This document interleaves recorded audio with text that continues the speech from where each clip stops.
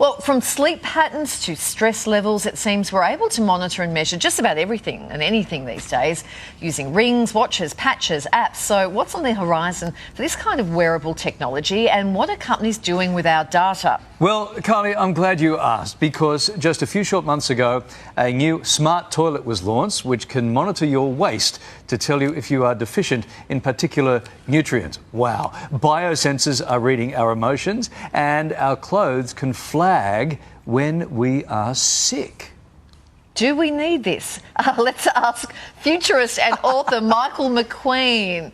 OK, we're going to start with the biosensor that can measure your moods. Let's start with moods first. We can move on to other things later. It's interesting. So this is like the old, remember mood rings back in the day would tell you like the colour it went was how you felt. So this is like the modern mood ring. So what it does is it monitors a whole lot of biosensor stuff in your body. So gestures, heart rate, perspiration, to give you a sense of what your mood is currently.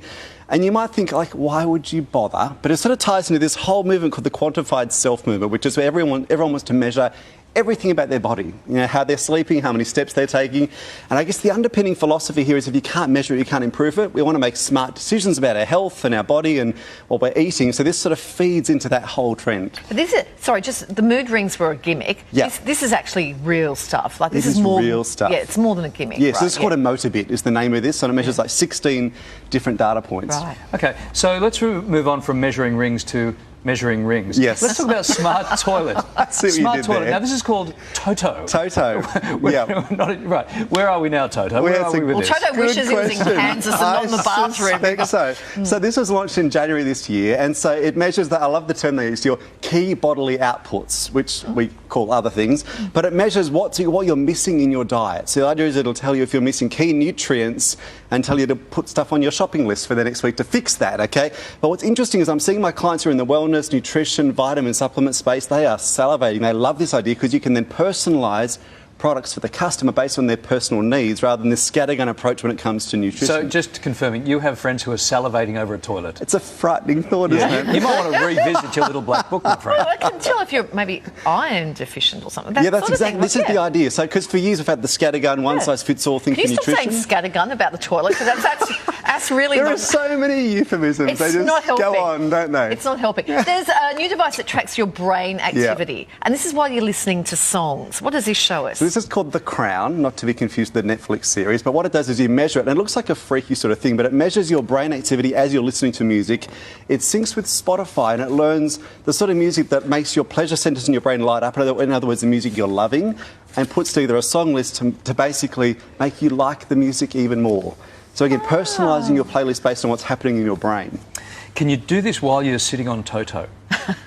Imagine the data. Imagine the data coming out of both. No, sorry. Now, there's a new fabric that measures, stores and even processes data about the wearer.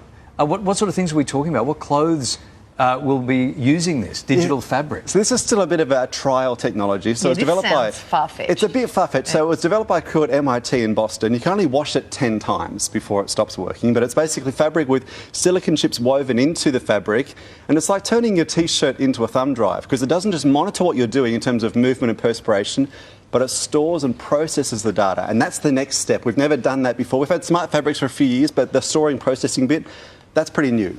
So something like Rexona would love that, wouldn't it? Oh, yeah.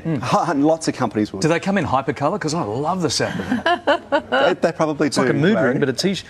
Oh, whatever.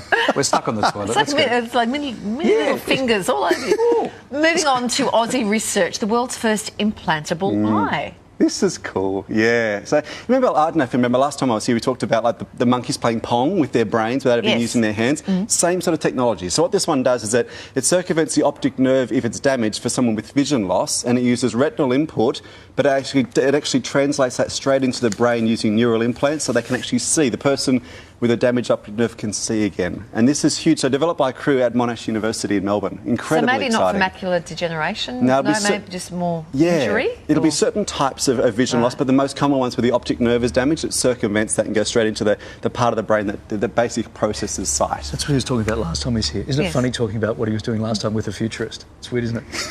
I just found that weird. He was looking back instead of looking forward. We haven't seen you look that way before. Now, before we go, Yep. with so many devices, monitoring so many different things going on in our lives, literally our every move or movement, Yep. who owns all of this data? Where's it going? So often it's the people who create the devices. So have you got any smart watches? See, I like an old school watch because, and part of me actually don't like the whole quantified thing, but lots of people do. Part of it to me is the privacy thing. I think it's a real issue. So at the moment we've got companies offering these devices to their staff to monitor staff's health. Insurance companies who are offering it to give you a discount if you feed your Fitbit data to them. So I know. So it starts to get a bit grey. So Apple in the last week, all their announcements have been about privacy. Apple are positioning themselves as the privacy first company because they realise this is a big deal. I'm happy for you to keep your data all to yourself. Well, then why did you have that thing put into the back of my neck then? Thank you. My pleasure. That's amazing stuff. Don't forget Michael's latest book. It's called The New Now. It's out right now. How do you keep up with all this? Like you got lots of reprints on your book, I bet. It's true. Never a dull moment. Yeah. Okay. Good stuff. Thanks, Michael.